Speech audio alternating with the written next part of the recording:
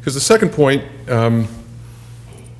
is that the kind of change that we're talking about, and with apologies, this part isn't the appreciative inquiry part. This is the sobering reality part, is the kind of change that we're talking about here is fairly fundamental.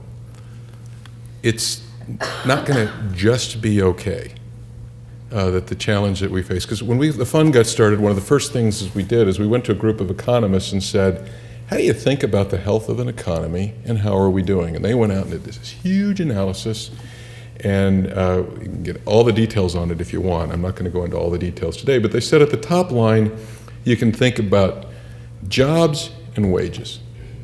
And they looked over long periods of time across the entire country, and they came back and they said versus 136 different metropolitan areas across the US, and here we grabbed a 3-year time frame. This is our attempt to be a little cute with a dashboard, is how do we do relative to the rest of the country? And you see that in the red zone means that we're in the bottom quartile, the bottom 25%, in both in terms of the jobs that we create and the income, the average wage growth that we have. That probably isn't surprising to all of you, but it's helpful to know that's where we are. It suggests some pretty fundamental, this is my expert commentary on that chart. The question is, where does this go? And I apologize, here it is, 7:40, and we're laying a chart like this on you. But if you wanted to distill down the challenge that we face, it really comes down to this. What this does, every bubble on this chart is one of our major industries. The size of that bubble is the employment in our region in that industry.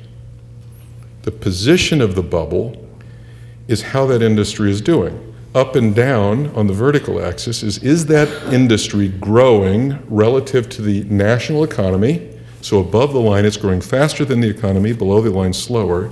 And to the right and left, it's, do the companies here in Northeast Ohio grow faster in their industry than companies across the nation in that industry? So to the right, we're gaining market share, and to the left, we're losing market share.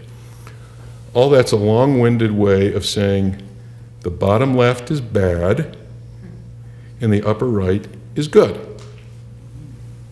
And therein you see the issue. We have a problem of industry structure. For too many of our industries, a good year is when the industry grows 2 or 3%, as opposed to other industries around the country where a good year is they grow 8 or 10%, and we have an older capital stock as well. And so we have tended to lose market share. So the fundamental challenge we face is how do we go from the bottom left to the upper right? So when everybody gives you all these stories that our real problem is that our attitude, or our real problem is this, or our real problem, no, our real problem is that we've got a flawed industry structure. Period. And our job is to address that.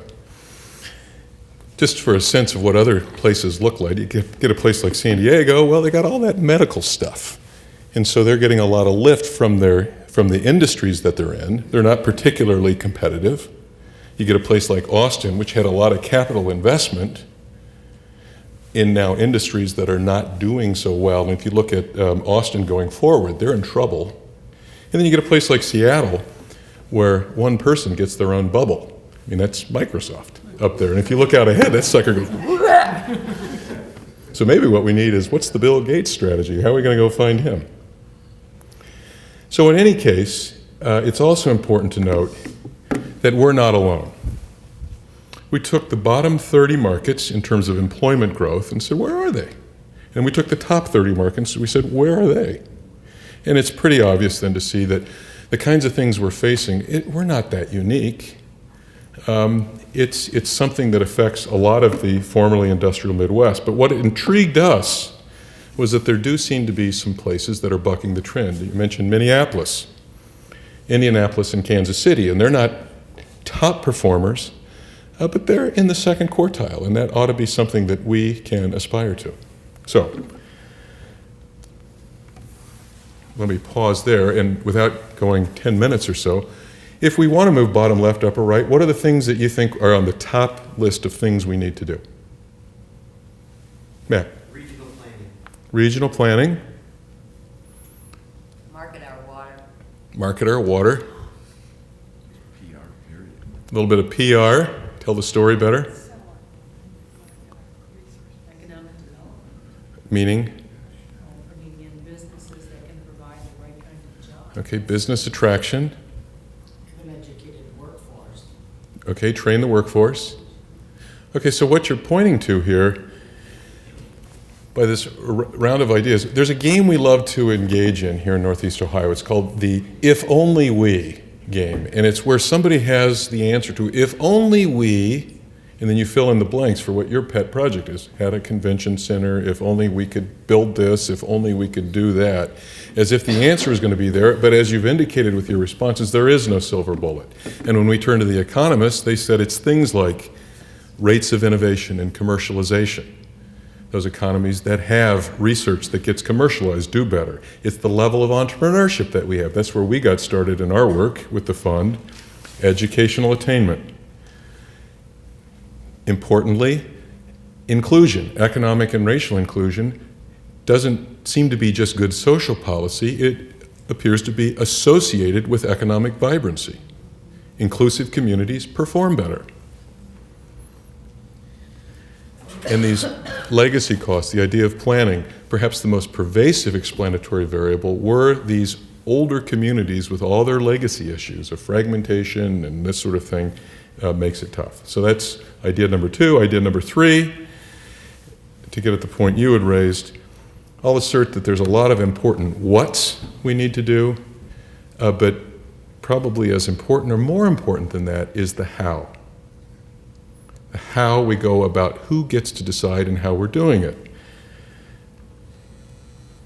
Again, we'll just get a few smattering ideas. Everybody likes to talk about the halcyon era of the 1980s, right? Boy, that's when it was working. Comeback City. Okay, so now you're the leaders. We're in a planning environment. What's different about the planning environment today versus the planning environment that confronted George Voinovich and George Forbes and the whole gang in the early 1980s? Just top of mind. What's that? They were cohesive in 1980. Okay, they were cohesive. They were cohesive. The businesses and the governments worked together. Okay, how about the external environment though too? What's different in the planning environment? What's that? The internet, and argue just the pace of technological change and even technological uncertainty. It's hard to predict where the world is going, harder to predict. Yeah. Regionalism happened in a lot of other communities around the country that gave them more prominence.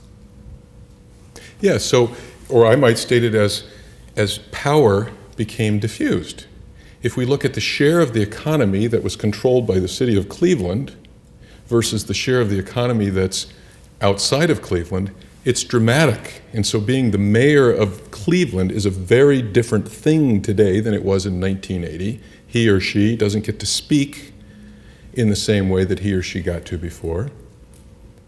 2/3 of our population pre-1980 lived in the city of Cleveland. Now 2/3 of our population in the county lives in the suburbs. Yeah, so the population has gone out geographically. Think about what's happened with power in the business community. It's gone from large corporations to smaller corporations. It's gone from businesses to research institutions and hospitals. It's gone from white males to diverse populations. It's gone from older people to younger people. It's just this incredible diffusion of how things get done.